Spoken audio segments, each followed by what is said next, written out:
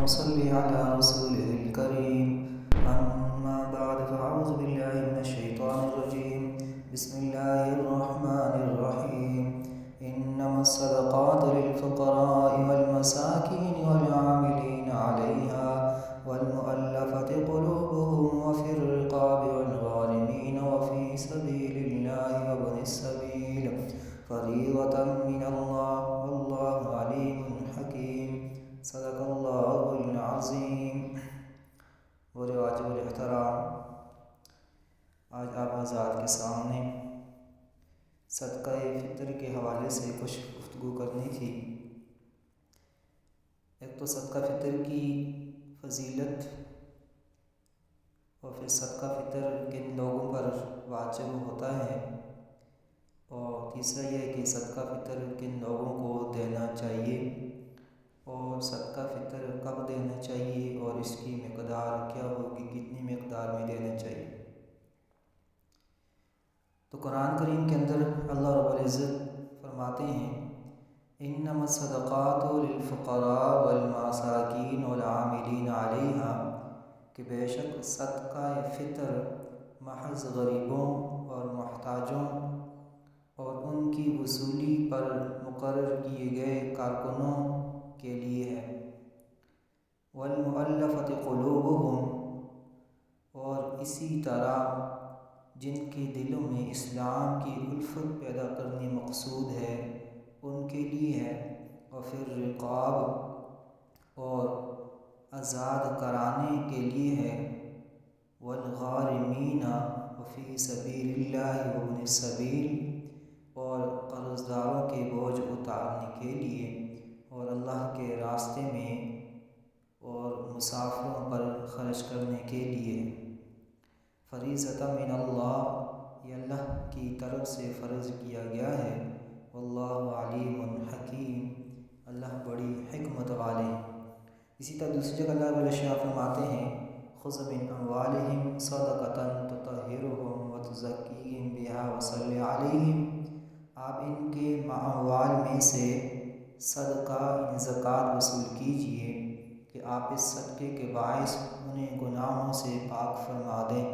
وصلی علیہم، اور ان پر بخش دیں. وصلی علیہم، اور ان کے حق میں دعا فرما دیں. واللہ سمیع علیم، بے شک اللہ تعالیٰ سننے والا ہے اور جاننے والا ہے.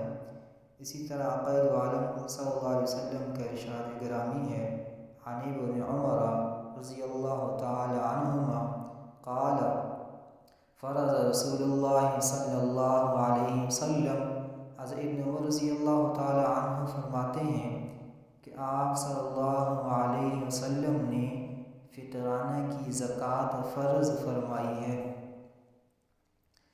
صاع من تمر او صاع من شعیر علی العبد والحر والذکر والانثى والصغیر والکبیر من المسلمین، ایک صاع کھجور یا ایک صاع جو ہر غلام اور آزاد مرد اور عورت، چھوٹے اور بڑے مسلمان کی طرف سے ہے. وَأَمَرَ بِهَا أَن تُؤَدِّيَ قَبْلَ خُرُوجِ النَّاسِ إِلَى الصَّلَاةِ، اور ہمیں حکم دیا کہ لوگوں کے عید کی نماز کے لیے نکلنے سے پہلے ہی ادا کر دیا جائے. اسی طرح دوسری روایات کے اندر آتا ہے عن عبداللہ ابن عمر ان رسول اللہ صلی اللہ علیہ وسلم، حضرت عبداللہ بن عمر رضی اللہ تعالی عنہ فرماتے ہیں امر باخراج زکوٰۃ الفطر، کہ آپ صلی اللہ علیہ وسلم نے صدقہ فطر نکالنے کا حکم دیا قبل ان تؤدى قبل خروج الناس الى الصلاة، لوگوں کا عید کی نماز کے لیے نکلنے سے پہلے ادا کرنے کا. سے ایک تو یہ بات ان روایات سے معلوم ہو گئی کہ صدقہ فطر کب ہم نے ادا کرنا ہے، کہ لوگوں کے عید کی نماز کے لیے جانے سے پہلے کہ صدقہ فطر کو عید کی نماز کے لیے جانے سے پہلے ہی ادا کر دیا جائے. تو بہتر یہی ہے کہ رمضان کے آخری عشرے میں صدقہ فطر کو ادا کر دی جائے تاکہ عید کی نماز سے پہلے پہلے ہو جائے۔ اور دوسری بات یہ تھی کہ صدقہ فطر کن لوگوں پر واجب ہے اور کن لوگوں کو دینا چاہیے۔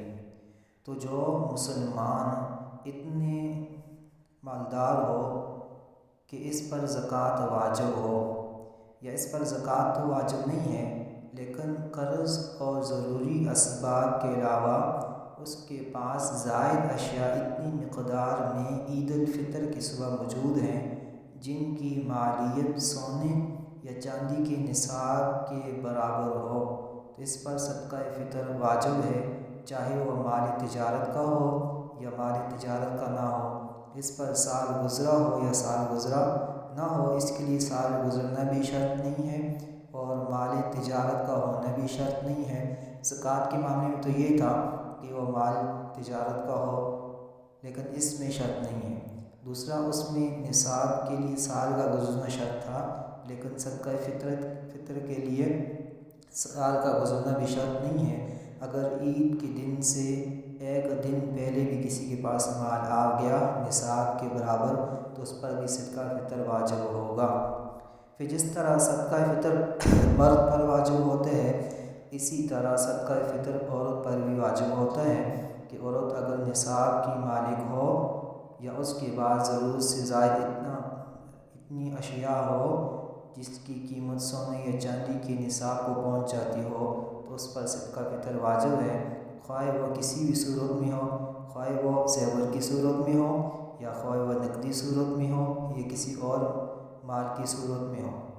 ہاں، عورت پر صرف اپنی طرف سے ہی صدقہ فطر واجب ہے، کسی اور کی طرف سے صدقہ فطر واجب نہیں ہے۔ اور مرد پر چونکہ اپنی طرف سے بھی صدقہ فطر واجب ہے اگر نصاب کا مالک ہو، اور اس کے ساتھ ساتھ جو اس کی نابالغ اولاد ہے اس کی طرف سے بھی صدقہ فطر واجب ہے۔ اور جو بالغ اولاد ہے اگر وہ نصاب کی مالک ہے، ان کی طرف سے اگر والد خود صدقہ فطر ادا کرتے ہیں تو ادا ہو جائے گا، لیکن ان کو بتانا ضروری ہے۔ اگر والد ان کی طرف سے ادا نہیں کرتا تو والد پر واجب نہیں ہے ان کی طرف سے صدقہ فطر ادا کرنا۔ اور آخری بات یہ ہے کہ صدقہ فطر کس کو دیا جائے، تو صدقہ فطر اسی کو دے سکتے ہیں جس کو زکوٰۃ دے سکتے ہیں۔ جو زکوٰۃ کا مستحق ہے وہ صدقہ فطر کا بھی مستحق ہے، اور جو زکوٰۃ کا مستحق نہیں ہے تو وہ صدقہ فطر کا ہی مستحق نہیں ہے، کیونکہ جس پر جو زکوٰۃ کا مستحق ہوگا تو اس پر صدقہ فطر واجب نہیں ہے، اور جس پر صدقہ فطر واجب ہے وہ زکوٰۃ کا مستحق نہیں ہے۔ پھر صدقہ فطر دیتے وقت اپنے قرب و جوار کے اندر، اپنے عزیز و اقارب کے اندر، اپنے پڑوسیوں کے اندر، قریبی رشتہ داروں کے اندر سب سے پہلے ترجیح دی جائے کہ کوئی ایسا فرد ہو جو مستحق ہو تو اپنے قریبی رشتہ داروں میں ادا کر دیے جائیں۔ اس سے ایک تو صدقہ فطر کا ثواب ملے گا اور دوسرا قرابت میں صلہ رحمی کا ثواب ملے گا۔